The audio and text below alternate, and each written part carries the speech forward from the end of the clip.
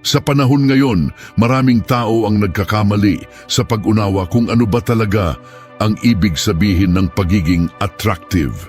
Akala nila kapag gwapo o maganda at mamahalin ang gamit sapat na iyon. Pero ang tunay na atraksyon ay hindi lang nakikita sa panlabas. Ito ay nararamdaman. May mga taong kahit hindi ka agad kapansin-pansin ang itsura ay tila may kakaibang hatak, para bang may misteryong humihila sa atensyon ng iba. Yan ang tunay na attractive. At ang maganda rito, pwedeng-pwede mo itong ma-develop. Hindi mo kailangang baguhin ang buong pagkatao mo para maging kaakit-akit. Kailangan mo lang ayusin ang ilang ugali, pananaw at pakikitungo sa sarili at sa mundo. Sa video na ito, tatalakayin natin ang 7 bagay na dapat mong gawin para maging attractive. Hindi lang sa panlabas kundi sa kabuuan mong pagkatao. At kung iintindihin mong mabuti, mapapansin mong may malalim itong kaugnayan sa mga prinsipyo ng sinaunang karunungan, sa mga aral na tumutulong para maging panatag, matatag at makabuluhan ang ating buhay. Number 1, tahimik pero may lalim. Ang taong hindi palaging maingay pero may laman ang sinasabi ay laging kinagigiliwan. May mga tao na kahit tahimik ay ramdam mong matatag, may direksyon at hindi basta-basta nadadala ng emosyon. Sa Stoicism, itinuturo na ang tunay na lakas ay hindi palaging ipinapakita. Kadalasan, ito ay nasa katahimikan at kalinawan ng isip. Isipin mo ang isang taong nasa gitna ng kaguluhan pero nananatiling kalmado. Hindi siya mabilis mag-react, hindi siya padalos-dalos. Hindi siya nagpapakita ng kahinaan sa panlabas, pero hindi rin siya nagyayabang. Ang ganitong katahimikan ay may misteryo. Kapag nagsalita siya, lahat nakikinig dahil alam nilang hindi basta-basta ang laman ng kanyang isip. Kung gusto mong maging attractive, matutong pakinggan muna bago magsalita. Alamin mong kontrolin ang sarili sa mga sitwasyong emosyonal. Ang lalim ay hindi basta sinisigaw. Ito ay nararamdaman. At ang taong may lalim, hindi madaling makalimutan. Number 2, may paninindigan. Ang attractive na tao ay hindi takot manindigan. May prinsipyo siyang pinaninindigan kahit hindi ito popular o komportable. Sa Stoicism, pinahahalagahan ang pamumuhay ayon sa tama, hindi ayon sa uso o pansariling interes. Kapag may paninindigan ka, nagkakaroon ka ng sariling halaga sa mata ng iba. Hindi ka lang basta dumadaloy sa agos, marunong kang pumili ng direksyon. Halimbawa, kung alam mong mali ang isang bagay, gaya ng paninira sa iba o pagkuha ng hindi iyo, hindi mo ito ginagawa kahit lahat pa sa paligid mo ay ginagawa yon. Hindi ka natitinag sa mga tukso o pressure ng lipunan. Ang taong may paninindigan ay nagbibigay ng seguridad sa iba. Alam ng mga taong nasa paligid niya na hindi ito madaling matinag. At ang ganitong klase ng lakas ay hindi lang kaakit-akit. Ito'y nakakabilib. Number 3, marunong magkontrol ng emosyon. Isang sikreto ng pagiging attractive ay ang kakayahang kontrolin ang sariling damdamin. Hindi madaling magalit, hindi mabilis masaktan, hindi umiiyak sa bawat problema, hindi dahil manhid ka, kundi dahil marunong kang humawak ng emosyon.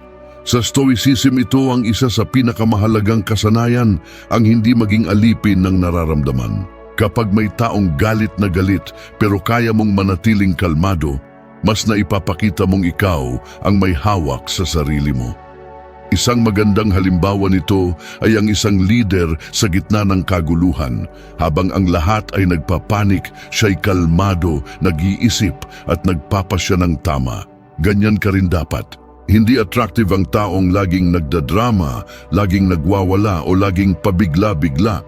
Ang attractive ay yung kayang huminga ng malalim, umatras sandali at hindi agad nagpapadala sa bugso ng damdamin. Kapag kaya mong pamunuan ang sarili mo, hindi malayong sundan ka rin ng iba. Number 4, may layunin sa buhay. Ang taong may direksyon ay laging kaakit-akit, hindi siya lutang. Alam niya kung saan siya patungo at ginagawa niya ang mga hakbang para marating ito. Sa Stoicism, isa sa pinakamahalagang prinsipyo ay ang pamumuhay na may layunin. Hindi basta nabubuhay lang kundi may tinutungo. Kapag may layunin ka, nagkakaroon ka ng kakaibang liwanag. Kahit pagod ka, hindi ka nawawalan ng sigla. Kahit madapa ka, bumabangon ka. At ang ganitong uri ng determinasyon ay inspirasyon sa ibang tao. Halimbawa, ang isang taong gustong makapagpatayo ng negosyo para sa kanyang pamilya, kahit gaano kahirap ang daan, patuloy siyang lumalaban. Hindi mo kailangang maging sobrang yaman o sobrang galing. Ang mahalaga ay may ginagawa ka at ginagawa mo ito ng may puso at dedikasyon. Ang taong alam ang gusto niya sa buhay ay hindi lang attractive, siya'y magnet ng respeto at paghanga. Number 5, marunong magbigay at hindi lang kumuha. Attractive ang taong hindi makasarili, hindi dahil gusto niyang magpa-impress, kundi dahil natural sa kanya ang magbigay. Sa Stoicism, itinuturo na ang tunay na kabutihan ay hindi naghihintay ng kapalit. Ito ay kusang binibigay sa tamang dahilan. Ang taong nagbibigay ng oras, tulong at malasakit sa iba ay laging naiiba. Hindi siya nagbibilang ng naibigay at hindi rin siya umaasang babayaran siya ng mundo. Halimbawa, may kaibigan kang laging handang makinig kapag may problema ka. Hindi siya nagsasalita para lang magmukhang matalino, kundi para makatulong. Kapag marunong kang magbigay, ikaw ay nagiging liwanag sa paligid mo. Hindi ito kahinaan, kundi senyales ng lakas ng loob at lawak ng puso. At walang makakatalo sa kagandahang loob bilang isa sa pinaka-attractive na katangian ng tao. Number 6, hindi takot sa pagkakamali. Isa sa pinaka-underrated na bagay na nakaka-attract ay ang taong hindi takot magkamali. Hindi dahil pabaya siya, kundi dahil alam niyang bahagi ito ng paglago. Sa Stoicism, mahalaga ang pagkilala sa limitasyon ng sarili at sa pagtanggap na hindi natin kontrolado ang lahat. May kilala ka bang taong kahit mapahiya, tumatawa lang, hindi siya balat sibuyas, hindi siya perpekto pero tanggap niya iyon. At dahil dito, mas madali siyang lapitan. Hindi siya nagpapanggap na alam lahat at dahil doon, mas totoo siya sa paningin ng iba. Kapag marunong kang tanggapin ng pagkakamali, hindi ka lang nagiging mas mabuting tao, nagiging mas kaakit-akit ka rin. Ibig sabihin, hindi mo kailangan maging perpekto para mahalin. Kailangan mo lang maging totoo. Number 7, tahimik na disiplina. Hindi kailangan ipangalandakan ang disiplina. Sa totoo lang, ang pinaka-attractive na disiplina ay yung hindi ipinapakita pero ramdam sa kilos.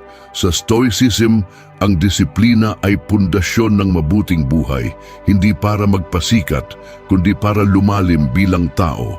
Isipin mo ang isang taong gigising ng maaga para magtrabaho, kahit walang nakakakita, kumakain ng tama kahit hindi siya binabantayan. Tinutupad ang pangako kahit walang nagre-remind. Ang ganitong klase ng disiplina ay hindi ingay, ito'y integridad. At sa mundo ngayon na puno ng papogi at pa-viral, ang taong may disiplina ay parang iilan na lang. Sila yung kakaibang uri ng attractive, hindi dahil sa kanilang pagpapakita, kundi sa kanilang tahimik na pagkilos. Sila ang mga taong seryoso sa buhay at dahil dito sila rin ang seryosong kinahahangaan. Ang pagiging attractive ay hindi nakukuha sa isang gabi. Hindi rin ito tungkol sa pagpapapogi o pagpapaganda lang. Ito ay resulta ng mahabang proseso ng pagkilala sa sarili, ng disiplina at ng mas malalim na pananaw sa buhay. Hindi mo kailangang ipilit na mahalin ka ng iba. Kapag naging buo ka sa sarili mo, kusang dadating ang tamang atensyon, respeto at pagmamahal. Kung gusto mong maging tunay na attractive, magsimula sa loob. Ayusin ang iniisip mo, ang mga pinaniniwalaan mo at ang paraan mo ng pagharap sa mundo. Gamitin ang mga prinsipyo ng karunungan, disiplina at paninindigan. Tandaan, Ang panlabas na itsura ay kumukupas, pero ang lalim ng pagkatao ay hindi kailanman nawawala. Salamat sa panunood. Kung nagustuhan mo ang topic natin ngayon, ay huwag kalimutang mag-like at mag-subscribe. Pindutin mo rin ang notification bell para updated ka sa mga latest videos.